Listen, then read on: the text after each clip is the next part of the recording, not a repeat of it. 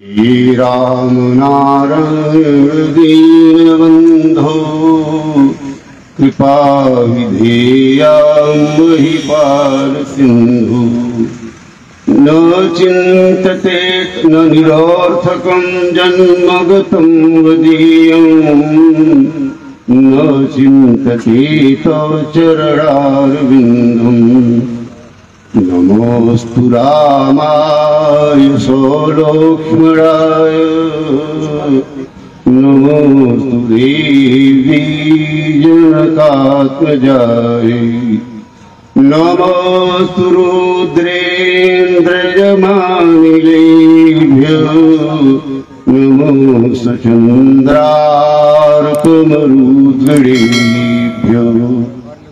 धर्म की जय हो, अधर्म का नाश हो, प्राणियों में सद्भावना हो, विश्व का कल्याण हो।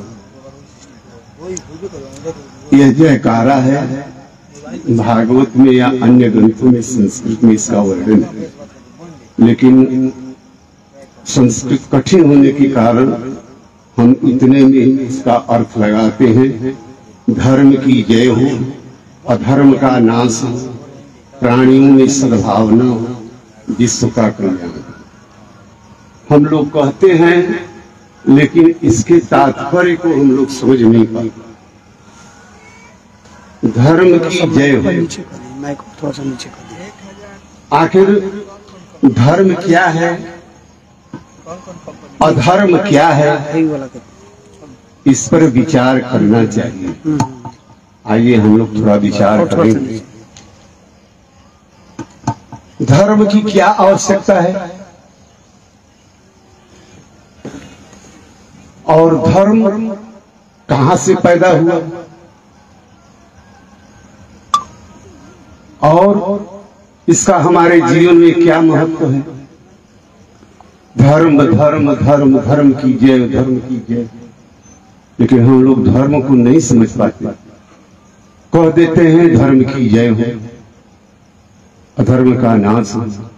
सचमुच में यह जो कहा गया है, धर्म की जय, अधर्म का नाश, प्राणियों में सद्भावना, विश्व का कल्याण, बस इतने में ही कल्याण संभव है यदि आदमी हम लोग अपना विचार करें। तो पहले यह देखें कि धर्म कहां से उत्पन्न हुआ, अधर्म भी कहां से उत्पन्न हुआ। इस पर थोड़ा विचार हम करेंगे। धर्म की उत्पत्ति और अधर्म की उत्पत्ति, इसकी उत्पत्ति जब संसार नहीं हुआ था तब विराट रूप में भगवान स्वयं अवतार, प्रथम अवतार ली। उन विराट पुरुषों के, उन विराट पुरुष के सीने से धर्म की उत्पत्ति हुई और उन विराट पुरुष के पीठ पीछे से अधर्म की उत्पत्ति हुई। दोनों की उत्पत्ति भगवान से ही हुआ है। भगवान स्वयं रामचरितमानस में कहे हैं, सब मम प्रिय सब मम उपजाए सबते अधिक मुझ मन। ये जितनी भी सृष्टि है, धर्म अधर्म, एक किस हमसे अलग नहीं है। हमसे अलग तो कुछ ही नहीं है, हम ही हैं और मुझसे अलग कुछ नहीं है। मैं ही संपूर्ण भूत प्राणियों के हृदय में अंतर्यामी के रूप में मैं ही स्थित हूं। यद्यपि परमात्मा एक है, सब में व्यापक है, सबके आत्मा के रूप में अंतर्यामी के रूप में विराजमान है। जब सृष्टि नहीं हुई तो सर्वप्रथम विराट महापुरुष की अवतार हुआ और उससे धर्म की उत्पत्ति हुई। धर्म माने जिसके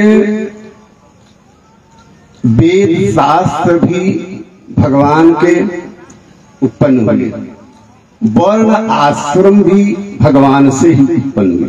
पूजा पाठ में कहते हैं हम लोग जन्मना जायते शूद्रो संस्कार ब्राह्मणों मुखमासीत, ब्राह्मण मुख से भगवान ब्राह्मण, और भुजा से क्षत्रिय, और वैश्य जंघा से वैश्य, इस और पद से सूर्य शूद्र। शूद्र माने अल्पज्ञ। आदमी कहता है कि का क्षुद्र करते हैं, का क्षुद्रता का काम करते हैं। लेकिन अब विचार किया जाए पहले धर्म। धर्म क्या कहते हैं? जिसके धारण करने से हमारी उन्नति हो, हमारा विकास हो, हमारा उत्कर्ष हो, उसे धर्म कहते हैं। और धर्म एक ऐसा संविधान कानून है जो ईश्वर रचित है। जैसे धर्म में सबका अलग अलग धर्म है। माता का धर्म क्या है, पिता का धर्म क्या है, गुरु का धर्म क्या है, शिष्य का धर्म क्या है। धर्म तो हमारे जीवन में इतना इतना महत्वपूर्ण है, इतना इतना ठूस दिया गया है कि धर्म के नाम पर अब लोग हंसते हैं कि कैसा ये धर्म है, जहां देखो तहां धर्म, जहां देखो तहां धर्म। पानी मत पियो, धर्म युक्त पानी पियो, धर्म से युक्त भोजन करो। शास्त्र में कहा है जो ठाकुर जी के लिए निषेध है, जैसे लहसुन है, प्याज है तो भाई वो सब जो है, लेकिन शास्त्र के द्वारा जो नियंत्रित किया जाता है, आदेश दिया जाता है। रामचरितमानस में कहते हैं विधि निषेधमय कलिमल हरण, कर्म कथार विनंदन भरण। विधि और निषेध किसके लिए है? हमारे लिए, मनुष्य के लिए। भगवान ने मनुष्य को इतना उन्नतशाली बनाया, जब ब्रह्मा ने देखा कि ओहो हमने सब कुछ बना दिया लेकिन सब कुछ बेकार। लेकिन जब हमने मनुष्य शरीर को बना दिया, तब हमारा ये बनाने का जीवन सार्थक हो गया। तब हम ब्रह्मा कहलाने लगे। ब्रह्मा का ब्रह्मोचित धर्म इसी मनुष्य शरीर में हुआ है। अब जैसे कहते हैं अब इसमें कौन है भाई? पानी पीने में कौन धर्म है, खाने में कौन धर्म है, शौच करने में कौन धर्म है, पेशाब करने में कौन धर्म है? गजब है, कैसा समाज है ये हिंदू समाज। लेकिन हमारा जो समाज है, हमारा समाज धर्म निरपेक्ष नहीं है। आजकल के लोग कहते हैं हिंदू जो है धर्म है, ये धर्म निरपेक्ष है। लेकिन निरपेक्ष का अर्थ ही हम लोग नहीं समझते।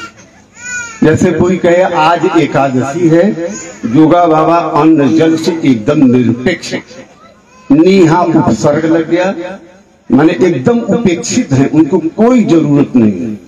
आज एकादशी के दिन वे अन्न जल का कोई उनको जरूरत नहीं है, केवल एकादशी व्रत में रहते हैं। तो अब लोग समझे दूसरा इसका अर्थ समझने लगे। तो अब पानी पीना कौन धर्म है भाई? पानी तो नल से निकलता है, पानी से यहां से निकलता है, कहीं से निकलता है, पानी पी लो। खाने में कौन धर्म है?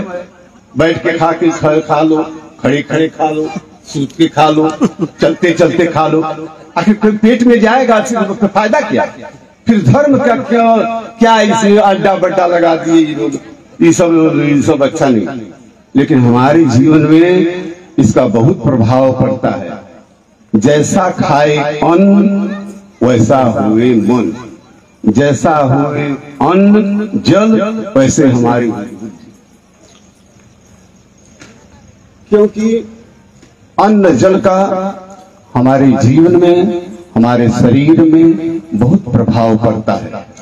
जो हम दूषित अन्न जल खाते हैं 21 दिन हमारे जीवन में वह पहले पेट में जाता है, फिर जठराग्नि के द्वारा पचता है। पचने के बाद उसमें जो है पेट में उसमें सारी क्रियाएं होती हैं। वो जगह जगह अपना खून पहुंचाता है। हार्ट में खून की कितना जरूरत है पहुंचाएगा, और सब नसों में कितना कितना खून है। अब देखिए कितना नियंत्रित है यह शरीर कि अगर कहीं सा हो जाएगा तो ब्लड प्रेशर हो जाएगा, भाग जाओगे, नाचने लगेगा मन, बेचैन हो जाएगा, मृत्यु का कगार में आ जाएगा, लेके भाग जाओगे। तो इतना संयमित खून हमारे जीवन में चल रहा है, हमारे शरीर में चल रहा है।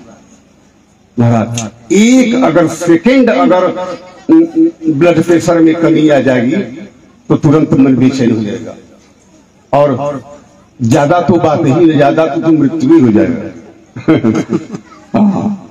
इसलिए जल अन्न जब जाता है शरीर में पचता है, खून बनता है और बीज बनता है। बीज से संतान उत्पन्न होता है, और संतान उत्पन्न होने से उसके शरीर के उसके वंश के अनुसार भी उसका प्रभाव पड़ता है। उसके 7 जन्मों के वंश का प्रभाव, कई जन्मों के वंश का प्रभाव पड़ता है। इसके वंश में क्या क्या क्रियाएं गलत आ गई, उस संतान पर अवश्य एक दिन आएगी और उस संतान के मस्तिष्क बर्बाद कर देगी। इसलिए भाई सावधान रहो। अपने जीवन में यदि कुछ तुम करना चाहते हो तो सावधानी अगर हटी तो दुर्घटना अवश्य ही घटेगी। ऐसी महीन दुर्घटना घटेगी कि हम चेत भी नहीं कर सकते, और दुर्घटना हो रही है। हमारे अंदर में कितना बवाल हो रहा है लेकिन हम नहीं जान रहे हैं। चुपके से हमारे अंदर अधर्म की प्रवृत्ति आ रही है।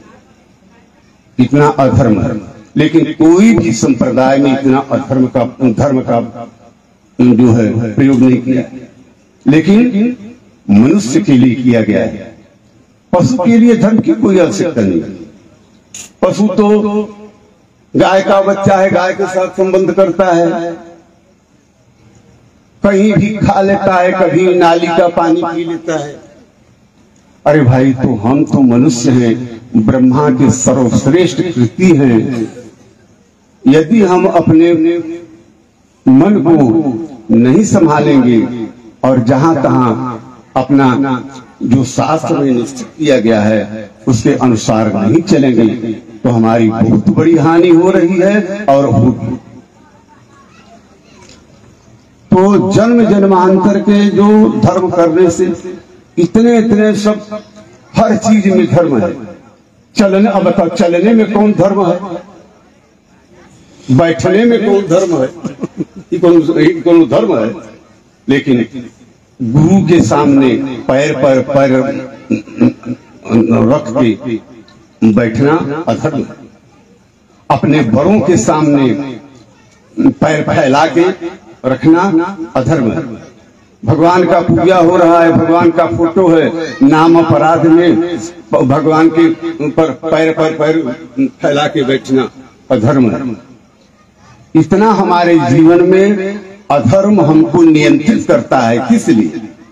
कि हम अपनी वासनाओं को नियंत्रित करें, हमारी मन सहित इंद्रियां विकृति न हो। इसके लिए हमें धर्म की बहुत आवश्यकता है। अब थोड़ा सा अधर्म का भी विचार करिए। अधर्म क्या चीज है? अधर्म की उत्पत्ति कहां से हुई है? पीठ पीछे। अभी आप लोग बैठे हैं, हम ठीक पीछे कर रहे तो क्या होता है?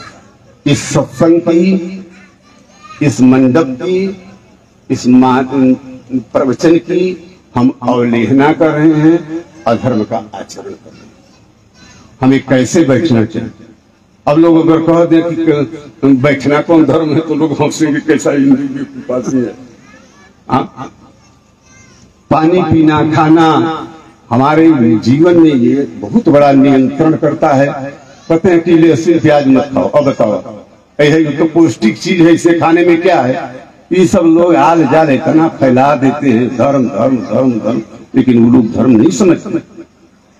अब अधर्म देखिए, अधर्म माने पीठ पीछे, माने किसी की चीज का, शास्त्र के कही हुई बातों का, गुरुजनों की कही हुई बातों का, अपने श्रेष्ठ माता और पिता के कही हुई बातों का पीठ के पीछे रखना, माने उनकी अनादर करना, उनकी बात का अनादर करना, तब आपके अंदर में धर्म आ गया। और वह जो है चुपके से आपके अंदर में बैठा है, धर्म भी अधर्म भी। जब धर्म की बढ़ती होती है तब आपको पुण्य की प्राप्ति होती है, आगे भगवान के लिए जो है आगे रास्ता मिलता है कि भाई इसके पुण्य पुण्य बिन मिले ही न संता, बिना नहीं रहा है। बड़े बड़े संत घूम रहे हैं, यहाँ मिलना क्या?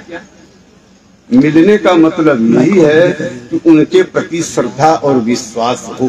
तो संत और सदगुरु मिलेंगे तो श्रद्धा विश्वास होगी, तभी उसका जब संत सदगुरु में विश्वास होगी तो सारा संशय मिट जाएगा और आप उस कार्य में लग जाएंगे। तो अधर्म माने उपेक्षा करना, जो संविधान में, हमारे वेद में, शास्त्रों में इसका जो वर्णन किया है, थोड़ा सा नजदीक। और इसलिए हम इतना ही कह करके फिर हम ये कहते हैं कि एक छोटा सा और इसका किस्सा सुना दे, धर्म और अधर्म के विषय। तो जब बहुत धर्म और अधर्म, जब दोनों धर्म की जब बढ़ती होती है, दोनों जब एक बराबर हो जाते हैं, तब मनुष्य शरीर मिलता है। और यह मनुष्य इतना दुर्लभ है, बड़े भाग्य मानुष तन पावा, बड़े भाग्य मानुष तन पावा, सुर दुर्लभ श्रद्ध ग्रंथ निगावा, साधन धाम मोक्ष कर द्वारा। साधन का धाम है, मोक्ष का दरवाजा है। इसे पा करके यदि हम नहीं संवारे अपने जीवन में, तो इससे बड़ा अहित क्यों है? भगवान ने बहुत करुणा करके यह शरीर दिया है कि चलो इस बार इसको भाई दे दो, अगर संभल जाए तो संभल जाए, लेकिन संभल नहीं पाते। इतना कह करके अब हम आगे आपको जो है फिर जो प्रवचन को विराम दे रहे हैं। धर्म की जय हो, अधर्म का नाश हो, प्राणियों में सद्भावना हो, विश्व का कल्याण हो। हर हर महादेव।